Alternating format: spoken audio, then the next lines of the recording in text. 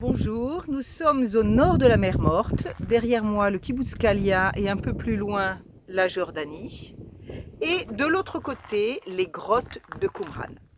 Alors sachez que, puisque l'on parle de géographie, toute cette région a été fortement influencée du point de vue géopolitique par une journée bien particulière, le 29 novembre 1947, date du vote de l'ONU pour la partition de la Palestine.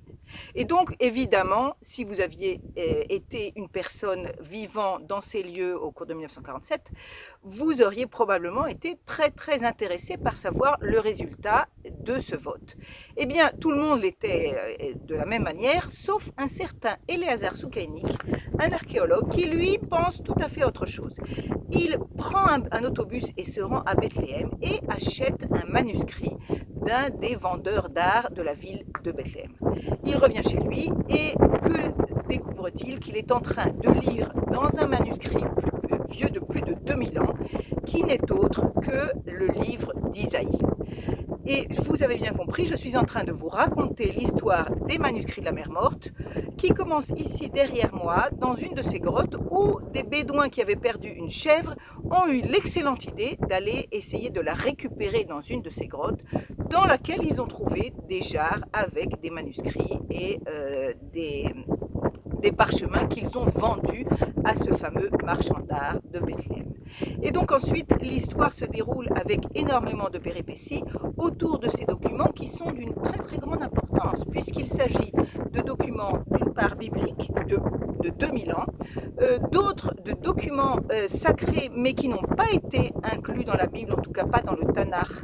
la Bible juive, mais par contre certains d'entre eux ont été incorporés dans la Bible, par exemple chez les Éthiopiens, les chrétiens éthiopiens, et il y a aussi toute une série de documents sur une secte ou une communauté qui éventuellement seraient les Esséniens. Donc vous imaginez toutes les répercussions que cela peut avoir, aussi bien sur le judaïsme, parce que c'est une plongée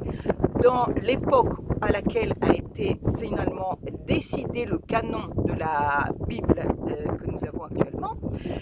Du point de vue chrétien, c'était évidemment plongé à l'époque de Jésus et voir un petit peu quel était le contexte et éventuellement des choses que l'on ne savait pas. Et donc c'est une découverte très importante. Donc la portée de cette découverte est autant religieuse que sincère, disons, dans tout un système géopolitique qui a énormément de rebondissements entre 1947 et 1967.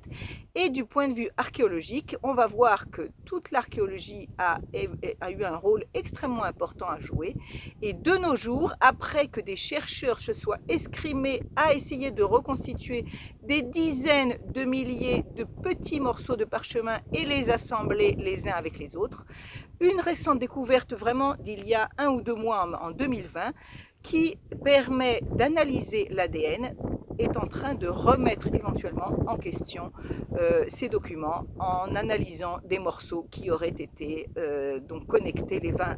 avec les autres par erreur. Donc on voit que tout cela est extrêmement riche en toutes sortes de choses et nous pouvons donc faire une balade autour de ces documents de la mer Morte.